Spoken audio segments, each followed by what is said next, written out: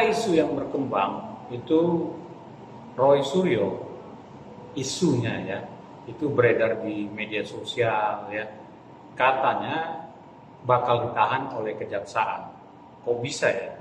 Nah, memang kalau melihat apa yang dilakukan Roy Suryo dan pengacaranya ya, yang melakukan pra-peradilan berjilid-jilid, 1, 2, 3, dan 4 ya. Memang dalam konstruksi hukum kita yang baru tidak ada dibatasi pra-peradilan itu berapa kali, sepanjang masih ada substansi yang ingin ataupun hal-hal yang ingin dipra-peradilkan. Tetapi ini kan menjadi sebuah presiden buruk di negara kita apabila ini terjadi berjilid-jilid tidak ada akhirnya. Kenapa demikian? Nanti ini akan bisa dicontoh menjadi role model yang buruk ya bagi hukum kita. Misalnya seorang koruptor yang sudah bahkan yang OTT pun bisa saja nanti ya operasi tangkap tangan itu bisa saja melakukan pra-peradilan yang berjilid-jilid. Akhirnya pengadilan kita disibukkan dengan urusan pra-peradilan.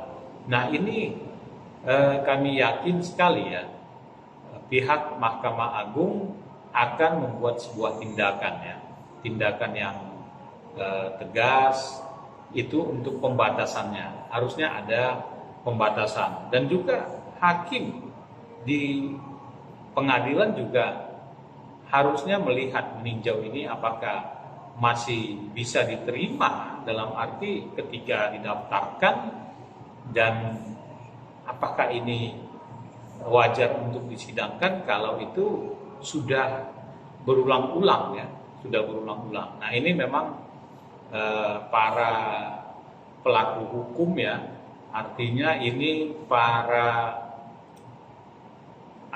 Mahkamah Agung lah terutama, harusnya memang sudah mengambil sebuah tindakan yang benar-benar terukur ya. Kalau tidak ini bayangkan ya, kalau ada 10 koruptor yang katakan di OTT dan melakukan pra-peradilan 1, 3 tidak terhingga. Demikian dengan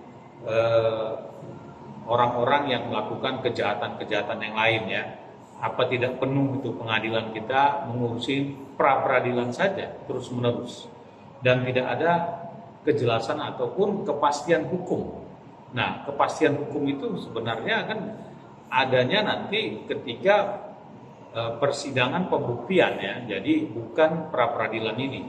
Boleh melakukan pra-peradilan karena bisa saja aparat itu melakukan tindakan yang tidak sesuai dengan aturan yang berlaku ya, ataupun hukum yang berlaku.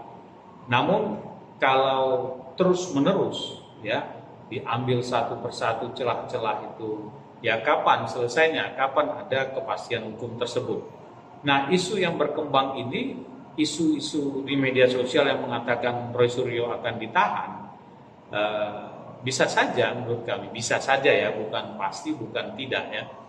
Bisa saja karena ini sudah sebuah mungkin ya tanda kutip obstruction of justice ya, artinya ada tindakan menghalang-halangi penegakan hukum juga ya, bisa masuk ke sana. Walaupun kami bukanlah seorang praktisi hukum ya, tetapi bisa melihat fenomena ini, bisa saja ada motif di balik itu, kenapa pra-peradilan itu berjilid-jilid dan tidak sekaligus dilakukan pra-peradilan dengan butir-butir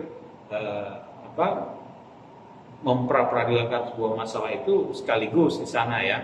Kalau 3 masih masuk akal ya, masih menurut kami 1, 2, 3 itu masih make sense lah, masih wajar ya, pra-peradilan 1, 2, dan 3 ya. Kalau lebih dari 3 itu sudah menurut kami ya, udah tidak wajar ya, tidak wajar. Dan juga kelihatan ya masyarakat juga sudah jenuh ya.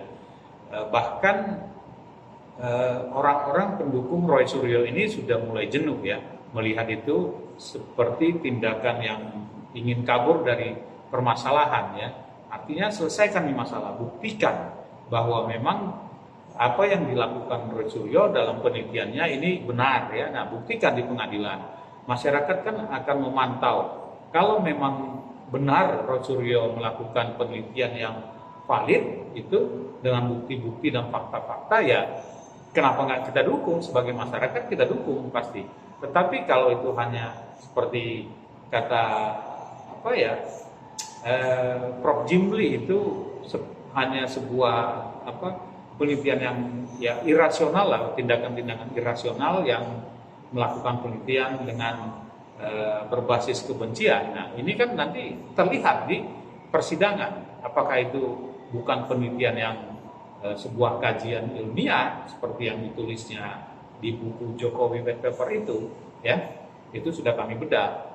Nanti kan terbukti di pengadilan, ya bagaimana. Nah, kita semua akan memonitor, kita akan mendukung mana yang benar, mana yang salah. Nah, tetapi kalau dengan cara-cara seperti terkesan tanda kutip itu kabur, ya terkesan seperti itu, yang masyarakat sudah banyak mengatakan seperti itu ya, terkesan kabur tanda kutip, bahwa Roy Suryo ini mencari-cari jalan celah-celah itu supaya bisa memperadilan itu berjilid-jilid. Nah, ini yang bisa jadi akhirnya ada tindakan dari Mahkamah Agung yang memerintahkan mungkin ya supaya membatasi ini, dan kemudian kejaksaan bisa juga menganalisis ini menjadi sebuah tindakan obstruction of justice ya, bisa jadi.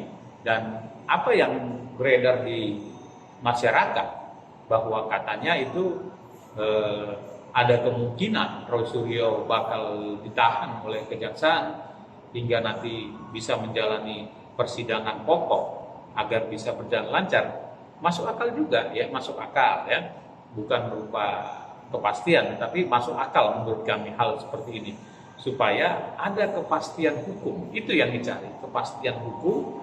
Kalau memang Roy Suryo ini benar, telah melakukan penelitian dengan benar dan ada bukti-bukti dan faktanya, maka harus dibebaskan ya.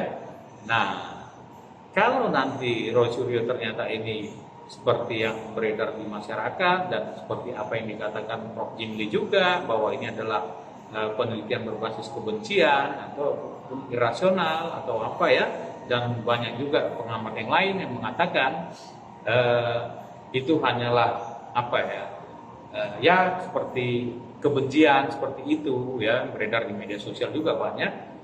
Ya itu nanti kan terbukti bahwa ini bukan sebuah penelitian, tidak ada bukti, ya harus mempertanggungjawabkan perbuatannya ya, apa yang dituduhkan oleh atau yang dilaporkan oleh Pak Joko Widodo, ya kan nanti fair ya. Itulah kepastian hukum. Jadi kami juga sebagai masyarakat meminta untuk segera ini diselesaikan agar tidak berlarut-larut. Kita capek juga menonton yang tidak jelas endingnya bagaimana ya, karena sudah ada laporan dan sudah sebagai tersangka itu, dan sudah ya sudah dibawa ke pengadilan, ya selesaikan di pengadilan. Pra peradilan tadi sudah cukup menurut kami ya. Seharusnya maksimal itu ada 3 saja ya, karena kan di pra peradilan itu harusnya dibuat ke sana semua lengkap ya, dan yang kedua ketiga boleh lah ya. Tapi kalau sudah sampai 4, 5 ya itu sepertinya apa yang disampaikan masyarakat beredar isu itu bahwa itu adalah obstruction of justice, dan bagaimana ya sudah hakim juga sudah mulai terkesan ilfil ya, sudah masyarakat muak. Nah, ini harus diselesaikan ya, supaya nanti pengadilan ini menjadi sebuah tempat untuk mencari kebenaran ya, pembuktian. Nah, di sana pembuktiannya. Jadi menurut kami ya Mas Roy Suryo harus segera mengumpulkan bukti-bukti kalau memang ada ya, dan segeralah melakukan itu, dan bersiap-siap juga kalau nanti kejaksaan pada akhirnya menahan ya, bisa saja menahan Roy Suryo yang dianggap obstruction of justice, bisa saja ya.